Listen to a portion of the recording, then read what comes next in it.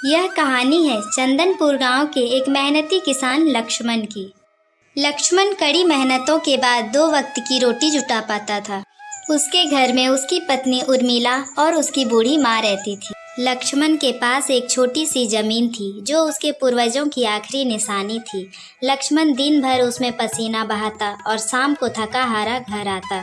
कड़ी मेहनत के बाद उसे थोड़ा ही आराम मिलता था। अजी, आप खेत से आ गए? मैंने आपको कितनी बार बोला है कि खेत में इतनी देर तक काम मत कीजिए।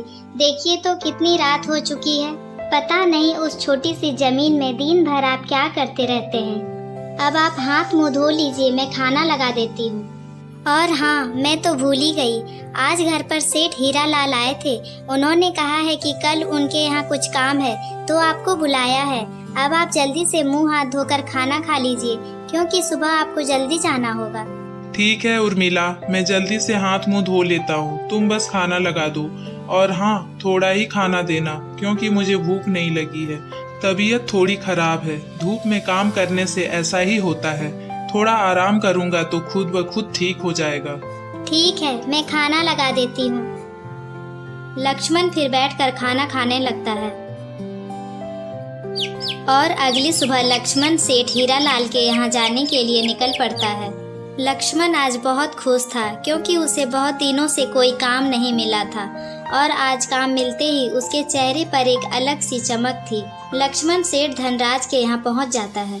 नमस्ते सेठ जी, मैं कल शाम को अपने खेत से घर गया तो मेरी पत्नी ने बताया कि आप हमारे घर आए थे और आपको कुछ काम था, इसीलिए मैं भागा भागा आपके घर आया हूँ। अब आप मुझे बता दीजिए कि क्या काम है, मैं उसे फटाफट से कर देता हूँ। ठीक है लक्ष्मण, यह देखो, यहाँ कुछ धान की बोरियां हैं। तुम्हें शाम तक इसे गोदाम में सही से रखना है। देखो लक्ष्मण, यह धान की बोरियां 3 दिनों से यहीं है। रमेश की तबीयत खराब है, इसीलिए यह काम तुमको सौंपा है। लक्ष्मण, कैसे भी करके तुम्हें शाम तक इन धान की बोरियों को गोदाम तक पहुंचाना है क्योंकि कल मैं यहाँ पे नहीं रहूंगा, मुझे बाहर जाना है, कुछ काम है। ठीक है सेठ जी, लेकिन यहाँ से आपका गोदाम बहुत दूर है। मुझे नहीं लगता है कि शाम तक इतनी सारी धान की बोरियों को मैं गोदाम तक पहुँचा पाऊंगा। एक तो धूप अपने चरम पर है और मेरी तबीयत भी थोड़ी खराब है। कैसे होगा सेठ जी? अगर एक और मजदूर होता तो शायद शाम तक काम खत्म हो जाता। देखो लक्ष्मण, मेरे पास अब इतना समय नहीं है कि एक और मजदूर ढूंढूं। और हाँ, यहाँ से गोदाम थोड़ी दूर तो है, लेकिन लक्ष्मण तुम चिंता मत करो, मैं तुम्हें इसकी पूरी मजदूरी दूंगा। बस तुम कैसे भी करके शाम तक काम खत्म कर दो। ठीक है सेठ जी, जब आप इतना बोल रहे हैं तो मैं कोशिश करके देखता हूँ कि शाम तक सारी धान की बोरियों को गोदाम तक पहुँचा सकूँ। लक्ष्मण सेठ हीरालाल की बात पर हाँ तो कर देता है, लेकिन वह सोच में पड़ जाता है कि सारी धान की बोरियां गोदाम तक कैसे पहुंचेगी, क्योंकि सेठ हीरालाल के घर से गोदाम बहुत दूर था। लेकिन लक्ष्मण ने हिम्मत नहीं हारी और उसने अपने मन को समझाया कि वह यह काम जरूर करेगा, बस थोड़ी सी मेहनत है। लक्ष्मण ने पहली बोरी उठाई और गोदाम की तरफ भागा। लक्ष्मण ने ऐसे ही लगातार 7 घंटे काम किया और 7 घंटे में लगभग आधे से ज्यादा धान की बोरियां गोदाम में रख दी। शाम होने ही वाली थी। लक्ष्मण फिर से अपनी हिम्मत दिखाता है और बोरी लेकर गोदाम की ओर चल पड़ता है। लक्ष्मण के पैरों में छाले पड़ चुके थे, लेकिन मालिक का विश्वास और अपने घर की स्थिति को देखकर लक्ष्मण सब कुछ भूल जाता है कि उसके पैर में दर्द हो रहा है। लेकिन लक्ष्मण तय कर चुका था कि उसे सारी धान की बोरियां गोदाम तक पहुंचानी ही है। वैसे ही दर्द के साथ लक्ष्मण धान की सारी बोरियों को गोदाम तक पहुंचा देता है। रात के 7 बज चुके थे, इतने में सेठ हीरालाल आ जाते हैं। अरे लक्ष्मण, सारी धान की बोरियों को अच्छे से गोदाम तक पहुंचाया या नहीं? जी मालिक, आपके कहे अनुसार सारे धान की बोरियों को मैंने गोदाम में अच्छे से रख दिया है, चाहे तो जाकर आप देख सकते हैं। नहीं नहीं लक्ष्मण, ऐसी बात नहीं है, मुझे तुम पर पूरा भरोसा है। लेकिन लक्ष्मण, तुम बहुत थके लग रहे हो और रात भी ज्यादा हो रही है। एक काम करो, तुम अभी घर जाओ और आराम करो, कल सुबह आना, मैं तुम्हें सुबह ही पैसे दे दूंगा। यह आप क्या बोल रहे हैं मालिक? बिना पैसों के घर जाऊंगा तो पत्नी और माँ से क्या कहूँगा? एक गरीब की उम्मीद होती है कि काम करने के बाद उसके मेहनत का पैसा मिलेगा और वह इसी के कारण खूब मेहनत करके काम करता है, और उसे पैसे देने के बजाय आप कह रहे हैं कि पैसे कल लेना। यह तो नाइंसाफी है मालिक। देखिए मालिक, मैंने पूरी मेहनत और बिना आराम किए आपका काम किया है। मुझे मेरी मजदूरी दे दो मालिक। ऐसे में भी मैं 10 मिनट रुक सकता हूँ, तब तक आप पैसे ले आइए। अच्छा ठीक है राघव, तुम तो बुरा मान गए। अच्छा रुको, मैं पैसे लेकर आता हूँ। ये अमीर लोग ऐसे ही करते हैं, काम करवाते वक्त प्यार से काम करवा लेते हैं और जब पैसे देने की बारी आती है तब कल ले लेना, परसों ले लेना कहते हैं। लेकिन लक्ष्मण ने अपनी सख्ती दिखाई और अपने हक का पैसा मांगा। थोड़ी देर में सेठ हीरालाल पैसे लेकर आता है। यह लो लक्ष्मण, तुम्हारी मजदूरी के पूरे पैसे। अब तो खुश हो ना? सेठ हीरालाल थोड़े बेईमान जरूर हैं, लेकिन दिल का बिल्कुल साफ है। लक्ष्मण को मजदूरी के पूरे पैसे दिए हैं।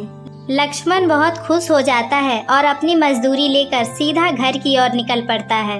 लक्ष्मण बहुत खुश था क्योंकि बहुत दिनों के बाद उसके मेहनत की कमाई उसके हाथ आई थी। अब लक्ष्मण की हालत थोड़ी सुधर सकती थी। लक्ष्मण घर पहुंच जाता है। अजी, आपको इतनी देर क्यों हो गई?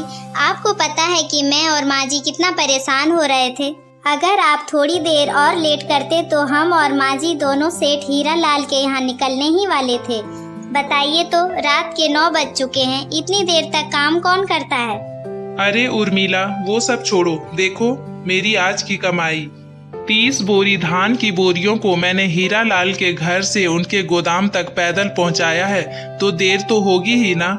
लेकिन तुम चिंता क्यों कर रही हो? अब तो मैं घर आ गया हूँ ना। ये लो उर्मिला, यह पैसे संभाल के रख दो, इससे हमारी अब हालत थोड़ी सुधर सकती है।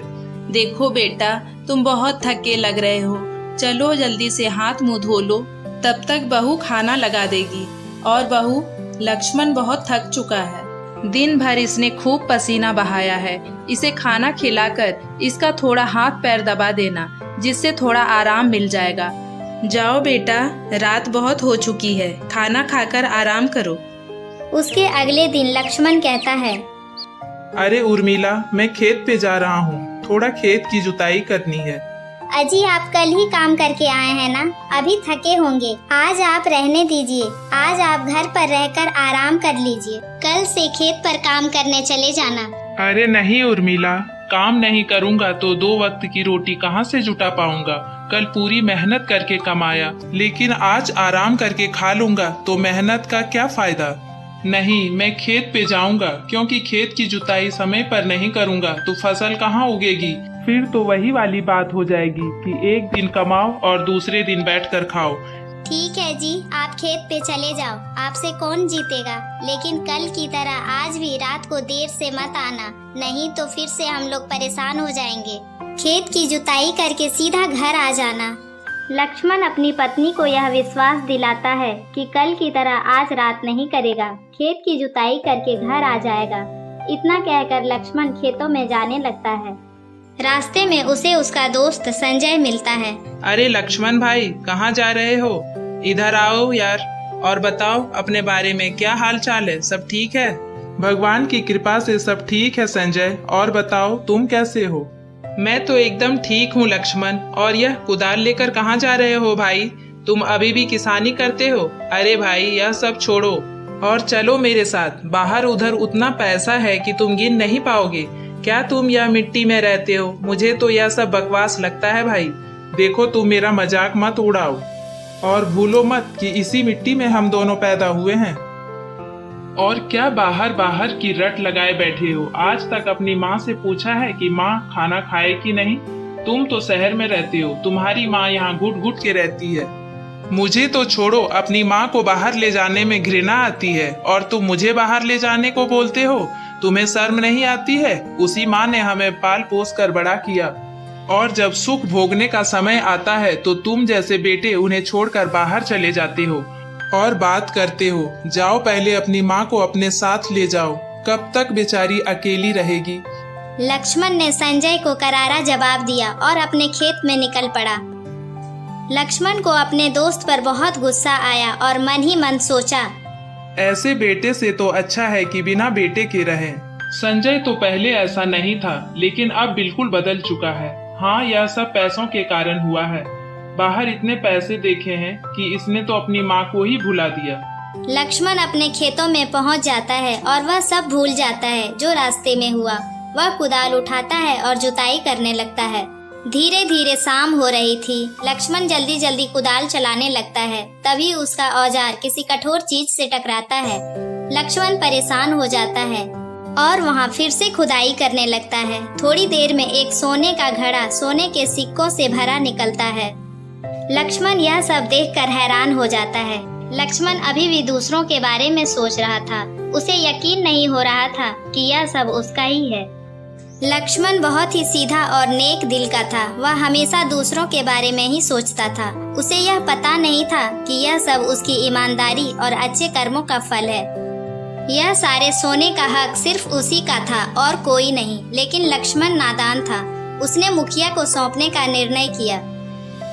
लक्ष्मण सोने से भरा घड़ा उठाता है और सीधा घर आ जाता है। लक्ष्मण की पत्नी और माँ दोनों लक्ष्मण के हाथों में सोने से भरा घड़ा देखकर चकित रह जाते हैं। उनकी आंखें खुली की खुली रह जाती है। उन्हें यकीन नहीं हो रहा था कि यह सोने से भरा घड़ा है। अरे बेटा, यह क्या लाए हो तुम? यह तो सोने के सिक्का जैसा लग रहा है। यह क्या है? यह कहाँ से लाए हो तुम? अरे हाँ, यह तो सोने का सिक्का जैसा लग रहा है। कहीं सोने का सिक्का तो नहीं? अरे हाँ उर्मिला, यह सोने का ही सिक्का है। यह मुझे अपने खेतों में मिला है। मैं जब अपने खेत की जुताई कर रहा था तब मेरी कुदाल एक कठोर चीज से टकराई। मुझे लगा पत्थर होगा, तो मैंने वहां पर खुदाई की तो देखा कि यह तो सोने से भरा हुआ घड़ा है। देखो माँ, मुझे लगता है कि हमारे गांव में किसी व्यक्ति का होगा। मैं ना इसे मुखिया को सौंप दूंगा। वो गांव में ढूंढ कर जिसका होगा वो उसे दे देंगे। लक्ष्मण बहुत ही ईमानदार और नेक दिल का था। उसे हराम की दौलत नहीं चाहिए थी। लक्ष्मण ने फैसला किया कि वह गांव में कुछ लोगों से सोने के सिक्के के बारे में पूछेगा, तब उसे जहां जाना होगा जाएगा। लक्ष्मण सोने का घड़ा अपनी माँ को दे देता है और गांव में पता करने चला जाता है। सबसे पहले वह अपने पड़ोसी के पास जाता है। अरे रामू काका, क्या गांव में किसी के सोने का सिक्का से भरा घड़ा गुम हुआ है क्या? अरे पागल हो गए हो क्या लक्ष्मण? गांव में कौन अमीर है और किसके पास सोने का सिक्का होगा जो भुलाएगा? और तुम आज कैसी बातें कर रहे हो? लगता है तुम पागल हो गए हो। हम लोग गरीब आदमी के पास सोना कहाँ से आएगा? फिर वो गांव के एक और व्यक्ति सुरेश भाई से पूछता है। अरे लक्ष्मण, लगता है तुम्हें आज कुछ हो गया है। गांव में किसी के पास सोने से भरा घड़ा नहीं होगा तो कहाँ से गुम होगा? और हाँ लक्ष्मण, तुम यह बात क्यों पूछ रहे हो? कहीं तुम्हें सोने से भरा घड़ा तो नहीं मिल गया? अरे नहीं सुरेश भाई, ऐसी बात नहीं है। वो क्या है ना, मुझे कल रात को सपना आया था कि गांव में किसी का सोने से भरा घड़ा गुम गया है। इसीलिए मैंने सोचा कि कहीं यह बात सच तो नहीं। इसीलिए मैं गांव में पता करने के लिए आ गया। मुझे माफ कर दो भाई, मैंने आपका समय बर्बाद कर दिया। यहाँ लक्ष्मण ने अपनी बुद्धि का इस्तेमाल किया और उसे पता चल गया कि गांव में सोने का घड़ा किसी का नहीं है। लक्ष्मण बहुत खुश हो जाता है और सोचता है, हे भगवान, यह तो गांव में किसी का नहीं है। अब मुझे समझ आया कि यह मेरा खानदानी सोने का सिक्का है। अब मेरी सब गरीबी दूर हो गई। हे भगवान, आपका बहुत बहुत धन्यवाद। लेकिन मैं इसे आधा से ज्यादा गरीबों में बांट दूंगा, क्योंकि भगवान हमें बहुत दे दिए हैं। मैं इसमें से अपने हिसाब से रख लूंगा, बाकी सब गरीबों में बांट दूंगा। आज मैं बहुत खुश हूँ। दोस्तों, ईमानदारी अच्छी बात है, लेकिन हर जगह ईमानदारी काम नहीं देती है। कहीं कहीं हमारी बुद्धि भी काम देती है। लक्ष्मण ने ऐसा ही किया। अपनी बुद्धि का इस्तेमाल करके पूरे गांव वालों से सोने के बारे में भी पूछ लिया और उसकी अपनी ईमानदारी भी अपनी जगह सीमित रही। Please like, share and subscribe.